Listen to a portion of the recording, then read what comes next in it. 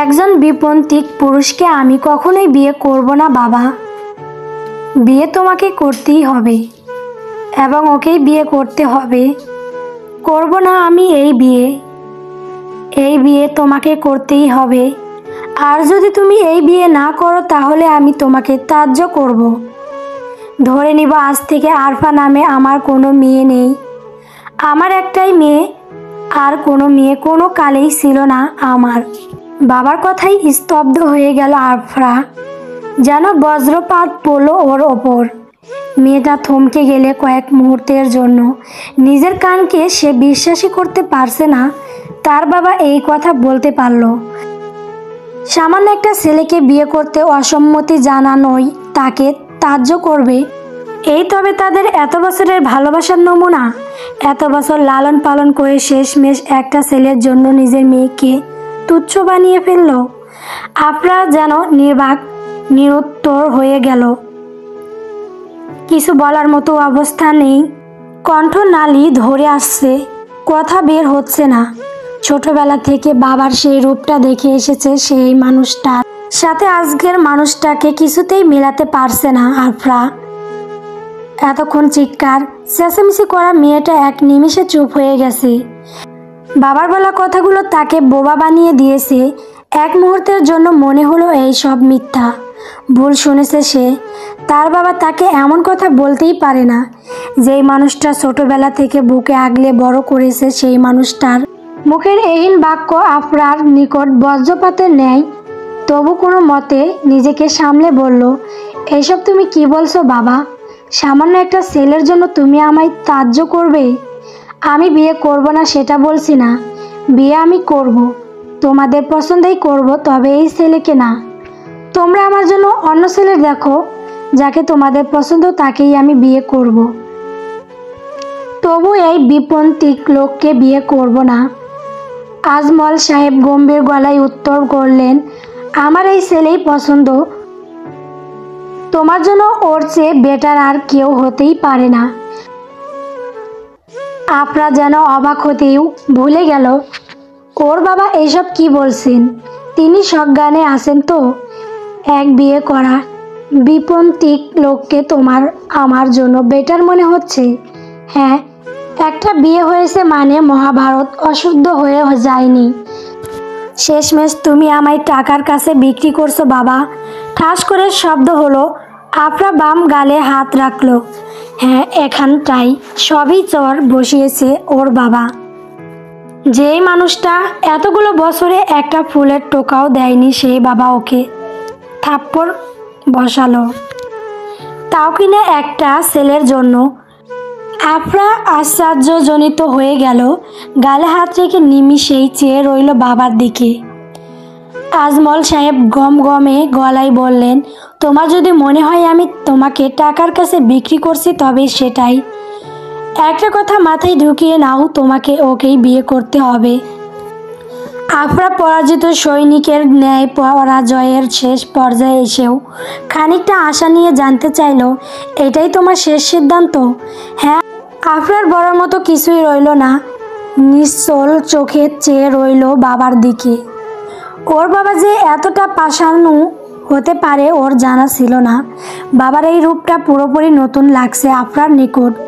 মনে হচ্ছে এই এক সম্পূর্ণ ভিন্ন মানুষ। এই মানুষটাকে আফরা চেনে না, জানে না।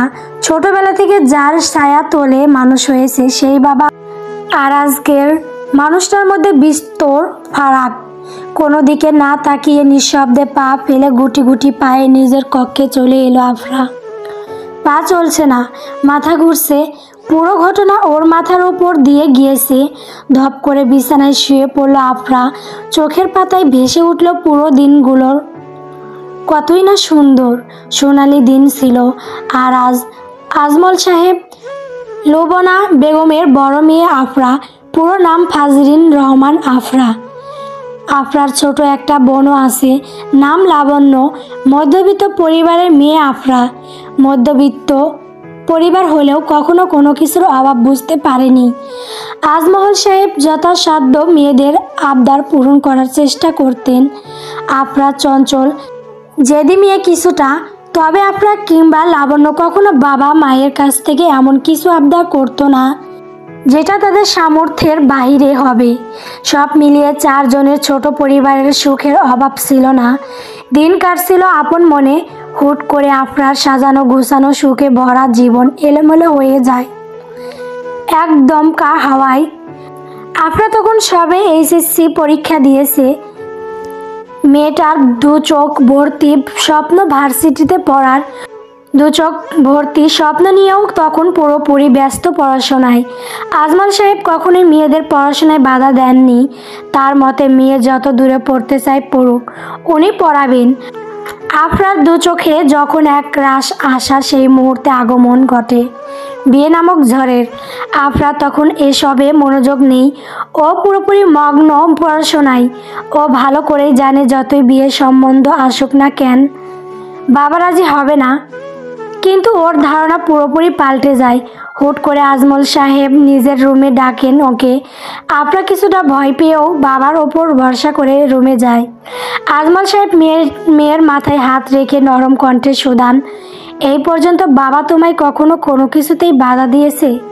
আফরা দুদিকে মাথা নাড়ায়, আর অর্থ না। আজমল সাহেব ফের জানতে চায়, কখনো এমনটা হয়েছে যে তুমি কিছু চেয়েছো কিন্তু বাবা তোমাকে সেটা দেয়নি? ও মৃদু কণ্ঠে জবাব দিল আফরা। ওর মনের মাঝে ভয় জেগে বসেছে, বুক ধড়ফড় করছে। এই বুঝি বাবা কিছু বলে বসবেন? হলেও তাই। তুমি আজ পর্যন্ত যা চেয়েছো সেটাই দিয়েছি বাবা। আজ বাবা তোমার কাছে একটা জিনিস চাইবো, দিবে? ভয়ে জবুথুবু হয়ে গেল আফরা। কণ্ঠ নানি ব্রোধ হয়ে আসছে, কথা বের হতে চাইল না। কি হলো, দেবে না? আফরা কি করবে ভেবে পেল না। সারা জীবন বাবার কাছে যা চেয়েছে আজ বাবা চাইছেন, আফরা কিভাবে না করবে? আজমল সাহেব মেয়ের নীরবতাকে সম্মতির লক্ষণ ভেবে নিলেন। মেয়ের সম্মতি পেয়ে খুশি হলেন। ঠোঁটের কোণে এক চিলতে হাসি নিয়ে বললেন, তোমার শাহিদা আন্টির কথা মনে আছে তোমার? আফরা মাথা নাড়ল। পুরোপুরি খেয়াল না থাকলেও আবসা আবসা কিছুটা মনে আছে। শাহিদা আন্টি হলো ওর মায়ের খালাতো বোন। কিন্তু হঠাৎ বাবা ওনার কথা জিজ্ঞেস করছেন কেন? আফরা প্রশ্নসূচক দৃষ্টিতে তাকালো আজমল সাহেবের দিকে। উনি ফের বলা শুরু করলেন, তোমার শাহিদা আন্টি তোমায় নিজের ছেলের বউ করতে চান। আফরা চোখ বড় বড় হয়ে গেল। শাহিদা আন্টির ছেলের বউ? ওনার ছেলেও আছে? আফরার মনে পড়ছে না, পড়বেই বা কিভাবে? শাহিদা আন্টিদের বাড়িতে যখন গিয়েছে তখন ওর বয়স কতই বা হবে? ক্লাস 7 পড়তো বোধ হয়। যখন গিয়েছিল তখন কোনো ছেলেকে দেখেনি তো। তাহলে? আফরার ভাবনার মাঝে আজমল সাহেব জানতে চাইলেন, এই বিষয়ে তোমার কি মতামত? আফরা ধ্যান ভাঙল। চোখের পাতায় ভেসে উঠল কালো অবয়ব, পুরুষালী মুখশ্রী। আফরা কি করবে ভেবে পেল না। আজমল সাহেব ফের ডাকলেন। আফরা ভাবনা ছেড়ে বলল, আমি এখন এইসব নিয়ে ভাবছি না বাবা। আমি পড়াশোনা করতে চাই। পড়বে, সমস্যা নেই তো। ওরা এখন তোমায় দেখতে আসতে চাইছে। কি বলবো ওদের? আফরা কিছু বলতে পারল না। কি বা বলবে? বলার কিছু আদৌ আছে কি? আজমল সাহেব নিজের থেকেও বললেন, ওদের আসতে বলবো। আফরা জবাব না দিয়ে চুপ সারে উঠে চলে এলো। আজমল সাহেব ভাবলেন, মেয়ে বুঝি সম্মতি দিয়েছে। এমনিতে মেয়ে তার রাগী, জেদি হলেও বাবার সাথে কখনো চোখ তুলে কথা বলে না। হয়তো লজ্জা পেয়ে বাবাকে কিছু বলেনি। দুপুর নাগাদ ক্লান্ত হয়ে বাড়ি ফিরল আফরা। সবে কোচিং শেষ করে এসেছে। অ্যাডমিশনের প্রিপারেশন নেওয়ার জন্য কোচিংয়ে ভর্তি হয়েছে। বাসায় এসে দরজার সামনে এত মানুষের জুতা দেখে খানিকটা অবাক হলো। হঠাৎ বাসায় কে এলো? আজমল সাহেবের কণ্ঠ শোনা যাচ্ছে। বেশ খুশি মনে হেসে হেসে কথা বলছেন কারো সাথে। আফরা ভেতরে প্রবেশ করে অপরিচিত কিছু মুখ দেখতে পেল।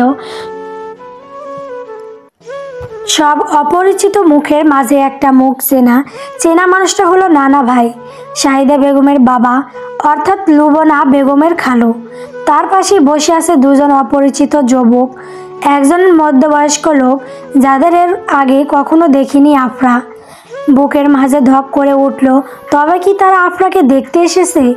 এদের চোখ ফাঁকি দিয়ে যে করেই হোক কেটে পড়তে হবে। সবাই তখন কথা বলে এতটাই মশগুল যে আফরাকে খেয়ালই করেনি। এই সুযোগটাই কাজে লাগলো। দ্রুত পায়ে ড্রয়িং রুম বেরিয়ে নিজের রুমে চলে গেল। মিনিট 2 বাদে রুমে এলেন নুববা বেগম। শাড়ির আঁচলে হাত মুছতে মুছতে বললেন, এসেছিস তুই? তাড়াতাড়ি হাত মুখ ধুয়ে শাড়ি পরে তৈরি হয়ে নে। কেন শাড়ি পরবো কেন? ওরা তোকে দেখতে এসেছে। আমি তো বলেছি আম্মু এই মুহূর্তে বিয়ে করব না, আমি পড়াশোনা করতে চাই। বিয়ের পর পড়াশোনা হয় না কি? মানুষ বিয়ের পর পড়ে না। ওরা শিক্ষিত ফ্যামিলি, ছেলের বউদের না পড়িয়ে রাখবে না। তবু আফরা পুরো কথা শেষ করব তার পূর্বে রুমে প্রবেশ করলো শাহিদা বেগম। এক গাল হাসি নিয়ে এগিয়ে এলেন। আফরা ওনাকে দেখে পুরো কথা শেষ না করে চুপ মেরে গেল। শাহিদা বেগম হাসি মুখে এগিয়ে এসে জানতে চাইলেন, আমার মেয়েটা চলে এসেছে। দেখি দেখি, কতদিন দেখিনি। এই ছোট্ট থাকতে দেখেছি। নুববা সর, তোর আমার মেয়েটাকে একটু দেখতে দে। আফরার কেমন অস্বস্তি হলো। ও হুটহাট অপরিচিতদের সাথে মিশতে পারে না, এবারও পারল না। অস্বস্তিতে জড়সড় হয়ে গেল। শাহিদা বেগম আফরার থুতনিতে হাত রেখে মুখ কানা ওপরে তুললেন। মাশাল্লাহ, এ তো দেখছি পরীর বাচ্চা। এই পরীর বাচ্চাটা কোথা থেকে আনলি বুল্লু বাবা? বড় হয়ে দেখছি আরও সুন্দর হয়ে গেছে। তোর এই পরীর বাচ্চাটা আমি কিন্তু আমার কাছে নিয়ে যাব আজীবনের জন্য। লুবনা বেগম হেসে দিয়ে বলল, আচ্ছা নিয়ে যেও না হয়। এখন আফরা যা তো মা, শাড়িটা পরে আয়। আফরা ইশারায় বলল, শাড়ি পরবো কেন? শাড়ি পরতে পারবো না আমি। শাহিদা বেগম বললেন, তুইও না লুববা, কি শুরু করলি? এখন আগের যুগের পরে আসিস। মেয়েটা সবে কোচিং থেকে ফিরেছে, সেই থেকে কি শাড়ি শুরু করেছিস? তোকে শাড়ি পরতে হবে না মা, তুই এমনি চল। আফরা প্রশ্নসূচক দৃষ্টিতে মায়ের দিকে তাকিয়ে রইল। কোথায় যাব ও? কোথাও যাবে না। লুববা বেগম কিছু বলার পূর্বে শাহিদা বেগম আফরার পরনে থাকা ওড়না তুলে সুন্দর করে মাথায় ঘোমটা দিয়ে দিলেন। অতঃপর আফরাকে এক হাতে জড়িয়ে ড্রয়িং রুমের দিকে নিয়ে যেতে লাগলেন। আমরা মায়ের দিকে তাকিয়ে রইলাম। লুবনা বেগম ইশারা করলেন যাওয়ার জন্য। ড্রয়িং রুমে প্রবেশ করতেই আফরা সবাইকে সালাম দিল। ওর সালাম শুনে সবাই এক লোহমায় চুপ হয়ে গেল। শাহিদা বেগম আফরাকে নিয়ে সোফায় বসাতে বলল, দেখো আমার মেয়েকে আমি নিয়ে এসেছি। এই যে আজমল ভাই, আজ থেকে মেয়ে কিন্তু আমার বলে দিলাম। আজমল সাহেব কিছু বললেন না। প্রত্যুত্তরে নীরবে মুচকি হাসলেন। আফরাকে সবার মাঝে বসানো হলো। এতগুলো মানুষের মাঝে ওর অস্বস্তি হচ্ছে, বুক কাঁপছে ভয় অস্বস্তিতে হাত কচলাতে শুরু করলো। সবাই মিলে টুকটাক প্রশ্ন করলো ওকে। আফরা নিচু কণ্ঠে সবার প্রশ্নের জবাব দিল। সবাই কিছু জিজ্ঞেস করলেও একজন কিছুই জিজ্ঞেস করলো না। লোকটা এক মনে ফোন কি যেন করছে। আফরা বিরক্ত হলো। কি পরিমাণ অসভ্য হলে বড়দের মাঝে বসে এভাবে ফোন মগ্ন থাকে। আফরার বাম দিকে বসে আছে দুজন যুবক। ও বুঝে উঠতে পারল না পাত্রকে। জিজ্ঞাসা শেষে সবাই যার যার মতো কথা বলার মজে গেল। সবার মাঝে মাথা নিচু করে রইল আফরা। হঠাৎ কানে এলো যুবক দুজনের ফিসফাস করে বলা কথা। একজন অপরজনকে জিজ্ঞেস করছে, তুমি কি কিছু জিজ্ঞেস করবে না ভাইয়া? তার পাশে বসা যুবক মৃদু পুরুষালী কণ্ঠে জবাব দিল, তোর সমস্যা কি? চুপচাপ থাকতে পারিস না? চুপ থাকার জন্য এসেছি নাকি? ফোনটা রাখো না। মেয়েটাকে দেখো কি সুন্দর, তোমার সাথে ভীষণ মানাবে। অপর ছেলেটা বোধ হয় চোখ রাঙিয়ে দিল। এতক্ষণ বক বক করা ছেলেটা চুপ মেরে গেল। তবে বেশিক্ষণের জন্য না, মিনিট খানেক বাদেই ফের বলে উঠল, আম্মুকে বলবো তুমি আলাদা করে কথা বলতে চাও। এবারও চোখ রাঙিয়ে খেলে বোধ হয়, কিন্তু কথাটা আজমল সাহেব শুনে ফেললেন। আলাদা করে কথা বলতে চাও বাবা? চাইলে বলতে পারো। শেষমেশ মুখ খুলল ছেলেটা, গম্ভীর কণ্ঠে জবাব দিল, দরকার নেই, ব্যাস এইটুকুই। অতঃপর আবার নিজের মতো ব্যস্ত হয়ে পড়ল ফোনে। তার মানে এই লোকটাই পাত্র। দেখেই মনে হচ্ছে এক নাম্বারের অহংকারী, রাগী, অসভ্য লোক। আফরা প্রচণ্ড বিরক্ত হলো। লুবানা বেগমকে ইশারা করলে উনি এসে ওকে রুমে দিয়ে গেল। আফরা আর রুম থেকে বের হলো না। তারা গেল দুপুরে খাবার খেয়ে। খাওয়া দাওয়ার সময় ডাকা হলেও আফরা এলো না। তারা যাওয়ার পর রুম থেকে বের হলো। উদ্দেশ্য এখন বড় চাচার বাড়িতে যাবে। আফরার বাবারা 3 ভাই 1 বোন। আফরার বাবা মেজো। আফরার যেই বিল্ডিংয়ে থাকে সেটা 4 তলা।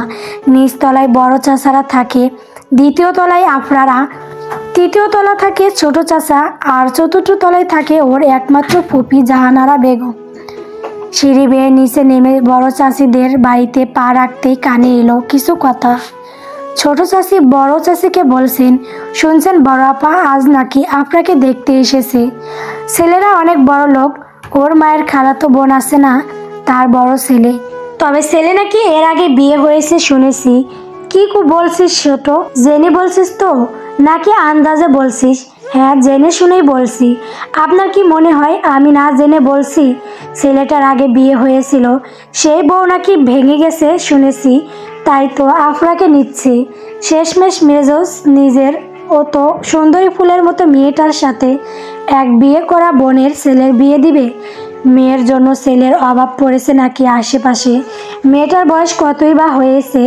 বিয়ের বয়স কি পার হয়ে যাচ্ছে নাকি মেয়ে কারো সাথে পালিয়ে যাচ্ছে? বিয়ে দেওয়ার জন্য উঠে পড়ে লেগেছে কেন? তাই তো বলছি আপা, অমন ফুলের মতো মেয়ের জন্য কিনা এক বিয়ে করা ছেলেকে খুঁজলো। তাও আবার ছেলের নাকি এখনো ডিভোর্স হয়নি। সেই বউ ডিভোর্স না দিয়েই পালিয়েছে নাগরের হাত ধরে। আফরা থমকে গেল। অবাকের চরম পর্যায়ে পৌঁছে গেছে মেয়েটা। আজ যেন ওর অবাক হওয়ার দিন। একের পর এক চমক পাচ্ছে। এক একটা চমক ওকে চমকানোর বদলে কেমন নিষ্প্রাণ বানিয়ে দিচ্ছে। এবারের চমকের আফরা চমকাতেও ভুলে যাচ্ছে। ছোট চাচি যা বলছেন তা কি সত্যি? সত্যি না হলে কেন বলবে? ওদের সাথে তো তাদের কোনো শত্রুতা নেই। কিন্তু ছোট চাচি যে আফরাকে তেমন পছন্দ করে না সেটা আফরা জানে। তাই বলে মিথ্যা কথা বলবে এমনটা নয়। হঠাৎ আফরার কিছু মনে পড়ল। বছর খানেক আগের কথা। আফরা তখন ইন্টার ফার্স্ট ইয়ারের শিক্ষার্থী। কয়েকদিন বাদে ওর ফার্স্ট ইয়ারের ফাইনাল পরীক্ষা। এমন সময় একদিন শাহিদা বেগমের ফোন এলো। শাহিদা বেগম ওর মায়ের খালাতো বোন। তাদের সাথে আফরাদের মাখো মাখো সম্পর্ক না থাকলেও মোটামুটি যোগাযোগ হতো। ওর বাকি মামা খালাদের চেয়ে আফরাদের সাথেই বেশি কথাবার্তা হতো। শাহিদা বেগমের বাবা আফরার আব্বুকে অনেক আদর করেন। আফরার যতটুকু মনে পড়ে সেদিন শাহিদা বেগম আর লুবানা বেগমের কথোপকথন কিছুটা এমন ছিল। সালাম বিনিময় শেষে কুশলাদি জিজ্ঞেস করার পর শাহিদা বেগম বলেছিলেন, লুবাবা শুনেছিস বড় ছেলের বিয়ে তো ঠিক করে ফেলেছি। ভালো করেছো। ছেলে বড় হয়েছে, বিয়ে করাবে, এটাই তো স্বাভাবিক, তাই না? রাগ করিস না, বিয়ে করাইনি, বিয়ে ঠিক হয়েছে কেবল। সাথে সাথে আগদো করিয়ে ফেলেছি। লুবানা বেগম দীর্ঘশ্বাস ফেললেন, অতঃপর বললেন, ভালো কাজ করেছো। রাগ করিস না, হুট করে হয়েছে সিদ্ধান্ত। ওর বড় চাচা সেদিন এসে হুট করে তার সেজো মেয়েটার জন্য প্রস্তাব দেন। ওর বাবাও রাজি হয়ে যায়। সেদিনই ঘরোয়াভাবে আগদতা হয়েছে, তাই কাউকে জানানো হয়নি। তোকেই প্রথমে বললাম। লুবানা বেগম শীতল কণ্ঠে জবাব দিলেন, তোদের কিন্তু দাওয়াত রইল আমার ছেলের বিয়ের। আগামী সেপ্টেম্বর মাসে বিয়ে, সবাইকে নিয়ে আসতে হবে কিন্তু। তোর মেয়ে দুটো নিশ্চয়ই অনেক বড় হয়েছে। সেই কবে দেখেছিলাম। আগামী মাসে বিয়ে, আসতে পারবো কিনা জানি না গো। আপনার ইন্টার ফার্স্ট ইয়ারের ফাইনাল পরীক্ষা, এরপর কি কথা হয়েছিল জানা নেই আপনার। এতটুকুই শুনেছিল এরপর সেপ্টেম্বর পেরিয়ে অক্টোবর আসে, কিন্তু শাহিদা বেগমের আর ফোন আসে না। আফরা লাবণ্য দুজনই খুবই আনন্দিত ছিল বিয়ে নিয়ে। পরীক্ষা শেষে আফরা যখন লুবাবা বেগমকে বিয়ের কথা জিজ্ঞেস করেন তখন তিনি বলেছিলেন তিনি কিছু জানেন না। আফরা লাবণ্য দুজনের মন খারাপ হয় কিছুটা। এরপর বেশ কয়েক মাস শাহিদা বেগমদের সাথে ওদের কোনো যোগাযোগ ছিল না। কেটে যায় কতগুলো মাস। হুট করে একদিন লুবাবা বেগমের খালু ফোন করেন। এরপর টুকটাক তাদের কথা শুরু হয়।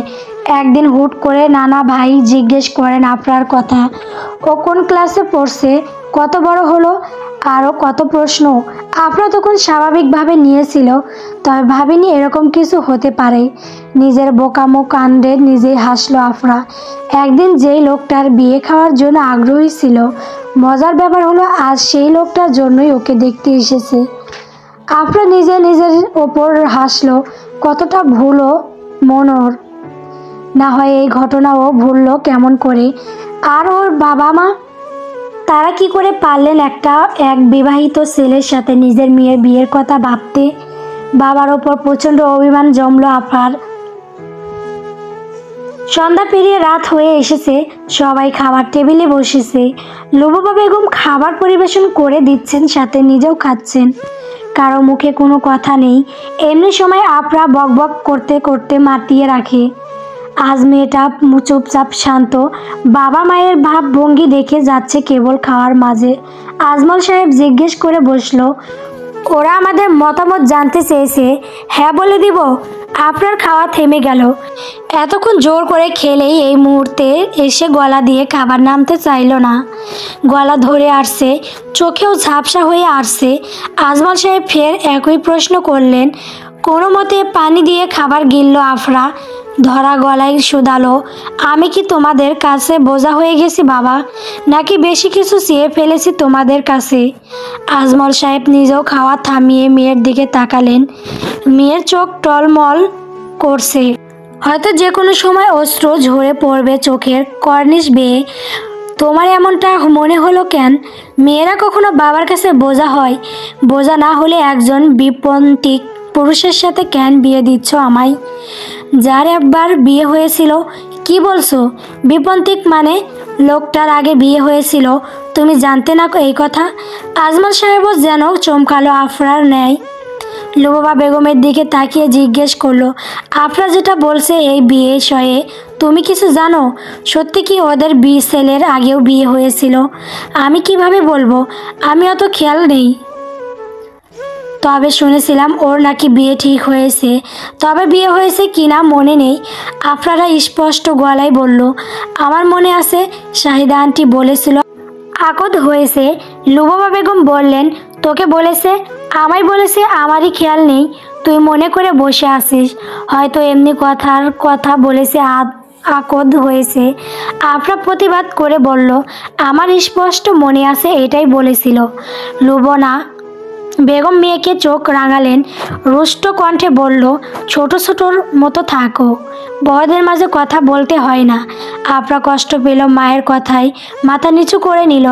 আজমল সাহেব মেয়ের মাথায় হাত রেখে আশ্বাস দিলেন, বাবার ওপর ভরসা রাখো, বাবা খোঁজ করে দেখব। একটা বিবাহিত ছেলের সাথে তো আমি আমার মেয়ের বিয়ে দিতে পারি না, তাই না? আফরা কিছুটা শান্ত হলো, তবে শান্তি পেল না কেন যেন। মনের মাঝে ভয় হতে লাগলো। মাঝে কেটে গেল দুটো দিন। এই দুটো দিন আফরা নিজের মতো ছিল।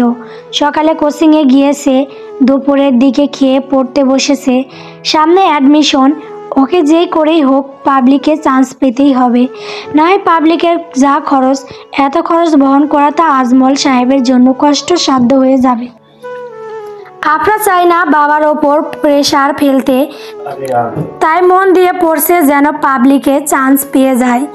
এই দুদিনের মাঝে আফরার সাথে আজমল সাহেবের কিংবা লবনা বেগমের তেমন কথা হয়নি। টুকটাক কথা হয়েছে।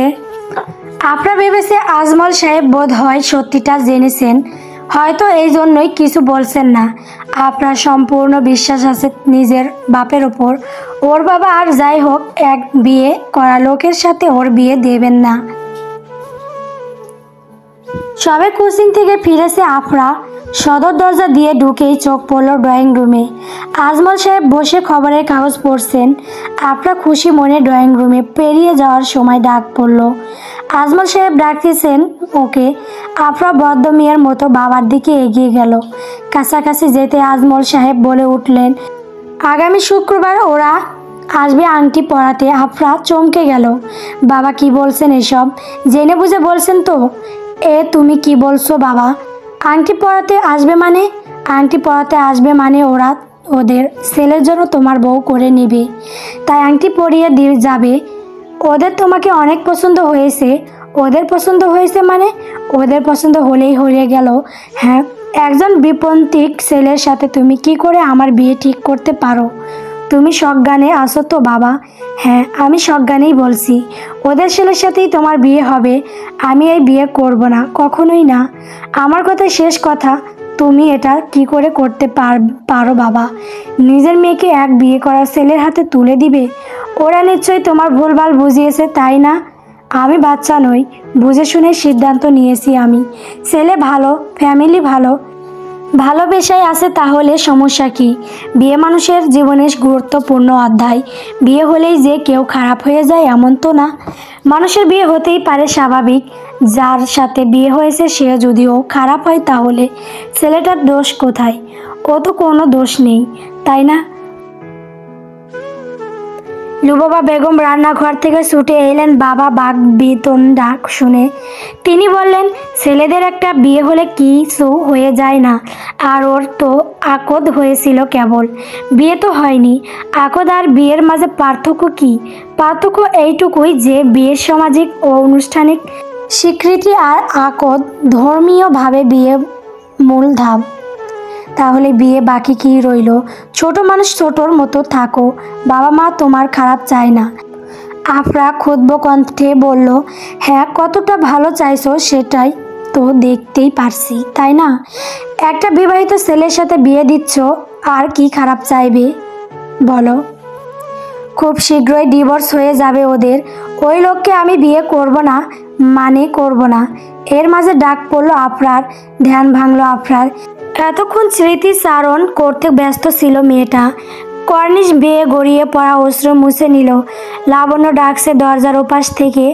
আফরা নিজেকে স্বাভাবিক রেখে জানতে চাইল, কি হয়েছে, ডাকছেন কেন? খেতে আসো আপি। খাবো না আমি। খামোখা ডাকিস না। কেন খাবে না আপি? তোমার খিদে পায়নি? না, বাবা ডাকছে তোমায়। বলে দে খিদে নেই আমার। এরপর কোনো সারা শব্দ পাওয়া গেল না। লাবণ্য হয়তো চলে গেছে। আফরা ফের বিছানায় গা এলিয়ে দিল। সেই যে রুমে এসে দরজা দিয়েছে আর খোলেনি, কখন যে রাত হয়ে এসেছে সে খেয়াল নেই। পুনরায় মগ্ন হলো ভাবনায়। সামান্য একটা ছেলের জন্য বাবা ওকে ত্যায্য করবে বলতে পারলো, তাও কিনা একটা বিপন্থিক লোকের জন্য। তবে কি পাশের বাড়ির কাকিমা গুলোই ঠিক বলেছিল? আপনার বাড়ি ফেরার সময় কিছু কথা কানে আসা ওর কথাগুলো ছিল এমন, পাশের বাড়ির মেয়েটাকে নাকি দেখতে এসেছে। ছেলে অনেক বড় লোক শুনেছি। ছেলেটার নাকি আগে একবার বিয়ে হয়েছিল, সেই বউ ফেলে অন্য বেড়ার সাথে ভেগে গেছে। কি সুন্দর মেয়েটা! এমন মেয়েকে কেউ এমন ছেলের কাছে বিয়ে দেয়? ছেলের কি অভাব পড়েছে?